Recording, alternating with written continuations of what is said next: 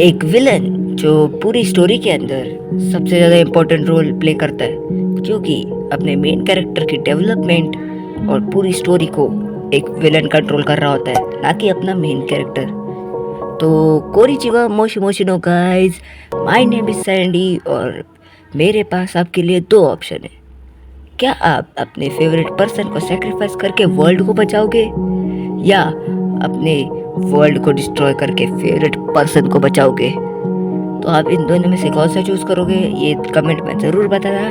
और the back to the topic, तो आज की वीडियो के अंदर हम टॉप 10 एनिमे के विलन्स के ऊपर बात करने वाले हैं, जो एकदम खतरनाक, डेडली और स्मार्टेस्ट भी है। और अगर किसी का विलन रैंकिंग में ऊपर नीचे हो गया है तो मैं अभी से सॉरी बोल देता हूँ, और विदाउट किसी देरी के हम चलते हैं अपने विलन की ओर। अब हम जिस विलन की बात करने वाले हैं उसको वैसे कोई भी विलन नहीं बोलता, उसको सब लोग ब्रोकन हीरो के नाम से जानते हैं। ये बहुत पॉपुलर विलन में भी आता है और one of the best villains में भी आता है ये। तो जिन लोगों ने गेस किया है परफेक्टली, उनको पता है कि मैं किस कैरेक्टर के बारे में बात कर रहा हूँ, और जिनने नहीं किया तो मैं अभी बताने वाला हूँ। उस कैरेक्टर का नाम है ओबीतो उचिहा। तो होता क्या है कि ओबीतो को एक लड़की अच्छी लगती है, बट उसको वो नहीं अच्छा लगता। बट वो बहुत मेहनत करके, मतलब ट्रेनिंग करके उसको दिखाता है कि मैं भी स्ट्रॉन्ग हूँ, बट स्टिल वो नहीं करती। बट आगे जाके जब हमें लगता है कि एटलीस्ट वो करने लग जाती है, तब उसकी मौत हो जाती है। अपना ओबीतो ये सह नहीं पाता और फिर खून की नदियाँ बहा देता है पूरे शिनोबी वर्ल्ड में। विलन होते ही है, वो पैदाइश भी हो सकते हैं और आगे जाके कंडीशन भी उनको बदल सकते। तो इसकी वजह से इसने एक वॉर तक छेड़ दी थी। इसने तीन पर्सनैलिटी डेवलप कर ली थी, जो ये अलग अलग तरीके से यूज़ करता था। कितने के घर उड़ाए होंगे, फैमिली को तो जला के रख दिया होगा। ओबीतो को एक ब्रोकन हीरो के नाम से जाना जाता है, बट ये एक साइकोपैथ से कम नहीं है जो अपनी बंदी के लिए कुछ भी कर देगा।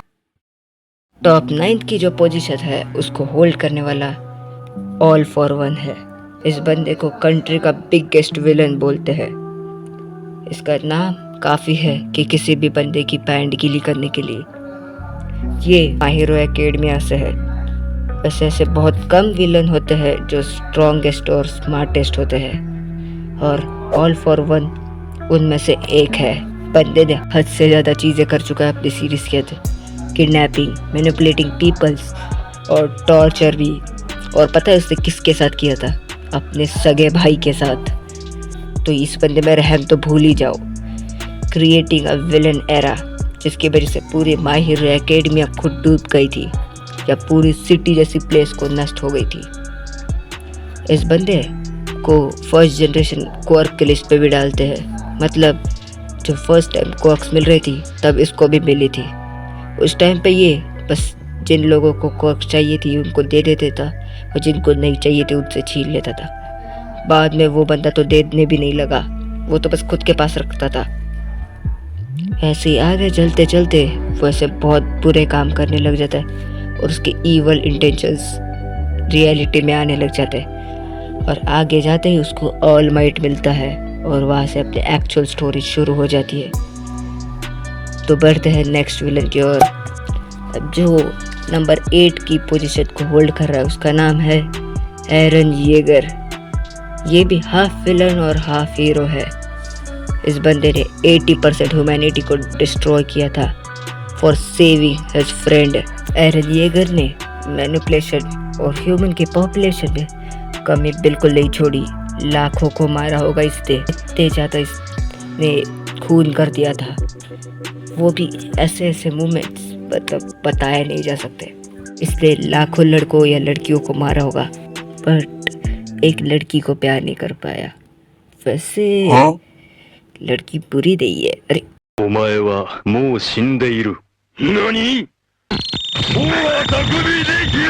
अरे भाई, अरे सॉरी भाई, सॉरी, अरे भाई सॉरी। क्यों हिला डाला ना। Back to the video. Aaron ने अपनी फैमिली तक को खुद को खाया था या खिलवाया था। उसने इस एओटी के अंदर उसने इतने अजीब से काम किए हैं जो कोई सोच भी नहीं सकता। तो एओटी की सीरीज हमें वो बताती है कि एरन धीरे धीरे ट्रांसफॉर्म हो रहा है एक विलन के अंदर। तुम्हें क्या लगता है एक हाई स्कूल का स्टूडेंट कितना ही स्मार्ट होगा? तो वो अब पता चलेगा। और 6 नंबर पे है light Yagami AKA God of the killer. Lights के किल रिकॉर्ड्स तो पूरे मेरे चैट से भी ज़्यादा है। और ये बंदा ये सारे काम 17 साल की उम्र में कर रहा था। जिस उम्र में लोग टेंशन लेके खुद मरते थे, उस उम्र में ये बंदा दूसरों या क्राइम करने वालों को मार रहा था। और दिलचस्प बात पता है, लाइट कितना स्मार्ट था कि उसको कोई पकड़ने वाला ही नहीं था, एक बंदे को छोड़ के। जिसको पता है उसको पता है। और लाइट ये कोई फैमिली या फ्रेंड के लिए नहीं कर रहा था, वो बस क्राइम रेट कम करना चाहता था। और इसका पागलपन इतना बढ़ जाता है, वो किसी को भी मारने लग जाता है। और ये उसकी इनडायरेक्टली में हॉबी बन जाती है, ऐसा लगता है हमें। ये धीरे धीरे लाइट साइकोपाथ कैसे बनता है, ये डेथ नोट के अंदर बहुत अच्छे से दिखाया गया है। अब देखो गाइस कि पहले जो थे वो सारे सॉफ्ट कॉर्नर वाले थे, एक्सेप्ट लाइक अब 5th के टाइम से जो भी आने वाला है वो सारे प्योर इवल है।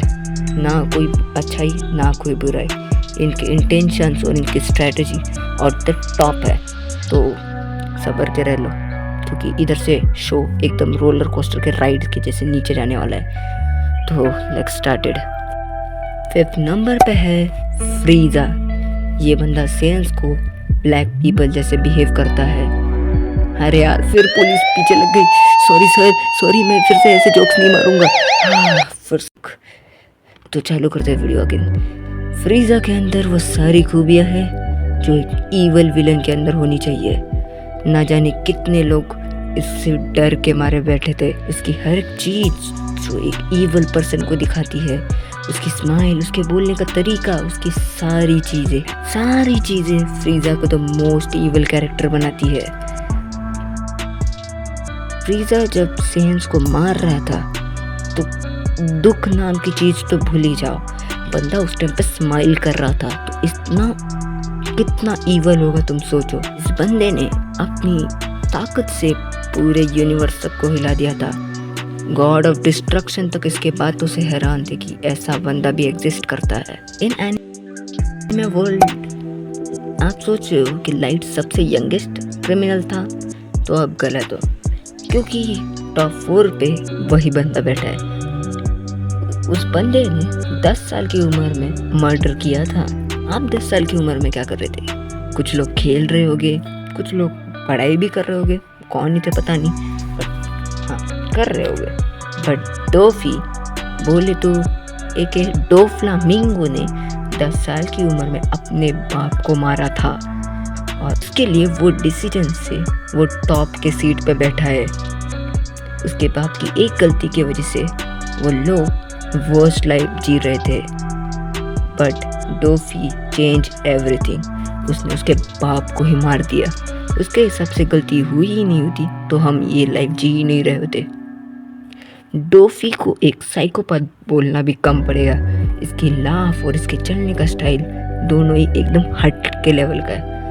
अब आप सोच रहे हो कि इसको इतना ऊपर पे क्यों रखा है? तो इस बंदे ने एक सिटी से भी बड़ा प्लेस को प्रिजन बनाया था या केज बनाया था। इस बंदे ने मैनिपुलेशन इतने डेंजर लेवल पे की थी कि बता नहीं सकता। इसको पता है कि लाइक ह्यूमंस के साथ कैसे खेलता है, क्योंकि इसके पास एक एबिलिटी बोल सकते हैं आप, क्योंकि वो उसकी कॉमरेड के पास ही थी। ये बंदा क्या करता है, लोगों को एक टॉय के अंदर बना देता था और जिसको भी वो लोग जानते थे उनकी मेमोरी रीज कर देता था और वो टॉय उनको गिफ्ट कर देता था। दो बेनिफिट हुए, एक तो बदला भी हो गया और दूसरा हाँ उसका ट्रस्ट भी गेन कर लिया बाय गिविंग गिफ्ट। तो ऐसा बंदा कितना ही स्मार्ट होगा तो आप सोच रहे होगे। तो Doffy is one of the greatest villain in entire anime world. तो बढ़ते हैं नेक्स्ट एनिमे की ओर। अब जो बंदा थर्ड पोजीशन पे है उसके बारे में थोड़ा बताना मुश्किल है, क्योंकि जिन बंदे विलन बनते हैं उनकी बैक स्टोरी होती है कि उनको कुछ तो इंसिडेंट्स की वजह से वो ईवल बने थे। बट इस बंदे की बैक स्टोरी नहीं है, तो हम बताए भी कैसे। इस बंदे का नाम है आइजन सासुके। बंदे ने जस्ट सोचा था कि ये वर्ल्ड कितना बोरिंग है, तो इसने पूरे वर्ल्ड को कंट्रोल करना चाहा फॉर जस्ट एंजॉयमेंट। ब्लीच के अंदर कुछ भी चीज़ हो रही है वो आइजन के प्लान के हिसाब से हो रही है। खासकर अपने एमसी के मॉम डैड का मिलना, उनका बेटा होना और वो सोल ट्रिपर बनेगा, ये तक इसका प्लान था। तो सोचो ये कितने स्टेप्स आगे का था। इसको रोकने वाला बस एक बंदा था, बट वो भी मुझे नहीं लगता इसके कंपैरिजन में था। ग्रेटेस्ट विलन बोलते इसको, क्योंकि पूरे शोनन एनिमे के हिस्ट्री में आइजन से बड़ा ग्रेटेस्ट विलन कोई पैदा नहीं हुआ, और आई डोंट थिंक सो कोई होगा वो भी इसके टक्कर का नहीं होगा, क्योंकि वो भी इसका प्लान हो सकता है। वैसे एक स्क्रिप्ट और ये वीडियो का प्लान भी इसके प्लान का पार्ट है। जो टॉप 2 की पोजीशन पे है उसका नाम है ग्रिफिथ। हाँ, एक ऐसा बंदा जिसने कभी कोई अच्छा काम किया ही नहीं, किया भी होगा उसके पीछे भी एक डार्क इंटेंशन होगा। ऐसा आपने सुना ही होगा कि Griffith did all wrong things. ये बंदे के पास सब कुछ था, लुक्स, हैंडसमगिरी, IQ, पर्सनैलिटी एंड ETC, और इस बंदे ने सब कुछ उसके हिसाब से किया। इस बंदे ने ऐसी ऐसी चीज़ें की है जो मैं इधर बोलूँगा तो मेरा चैनल तो बाय बाय हो जाएगा, तो दैट्स व्हाई मैं बोल नहीं सकता। बंदे ने अपनी मोस्ट इम्पोर्टेंट चीज़ को जस्ट इन 2 सेकेंड में सेक्रीफाइस कर दिया था। तो सोचो अपनी इम्पोर्टेंट चीज़ को कौन सेक्रीफाइस कर सकता है, वो नॉर्मल लोगों को तो क्या ही रोकेगा। तो आपके सब्र का फल आ चुका है, क्योंकि नंबर 1 विलन आ चुका है। इस विलन को मैं क्या ही बोलूँ, इसमें सब कुछ परफेक्ट है। इसको एक परफेक्ट ह्यूमन बीइंग भी बोल सकते हो तुम लोग, इफ़ यू वांट टू से। इसके बारे में सब कुछ जानना मीन्स हम एक रियलिटी को जानना है, ऐसा है। ये बंदा इतना स्मार्ट है कि इसने सब कुछ कर लिया था बस 21 साल के उम्र में। इस बंदे का नाम है जोहान लिबर्ट। जोहान को सब लोग मैनिपुलेशन किंग या मैनिपुलेशन को सब लोग जोहान लिबर्ट बोलते हैं। इस बंदे को कोई भी बंदा, बंदी, psychopath, greatest of all scientist कोई भी दो, वो बंदा जोहान के हाथों के नीचे काम करेगा। तो इसके मैनिपुलेशन स्किल्स तो आप जान ही चुके होंगे कि बंदा किसी को भी मैनिपुलेट कर सकता है, तो इस वर्ल्ड को क्या ही रोक लेगा। इस बंदे को कोई सुपर नेचुरल एबिलिटी की ज़रूरत नहीं है, क्योंकि ये उसके बिना ही इतना खतरनाक है। तो सोचो अगर इसके पास कोई पावर आ गई तो दुनिया का हाल क्या हो जाए। इसने 21 साल के अंदर एक टाउन को डेड टाउन कर दिया, वो भी एक रात के अंदर। तो जोहान एक साइकोपैथ, एक ऐसी चीज़ है जो रियल वर्ल्ड के अंदर ना आए तो ही ठीक है। तो इसी तरह वीडियो की एंडिंग आ चुकी है। I hope you like that video. अच्छा लगा होगा तो subscribe, like and share please करना, जिससे हमें रीच मिले, और मैं आपके लिए ऐसे डार्क कंटेंट बनाते रहूँगा। अगर आपको और कोई अच्छा कंटेंट अच्छा लगे आप ज़रूर मुझे बताएं, मैं उस पर भी वीडियो पे काम करूँगा। सी यू अगेन गाइज।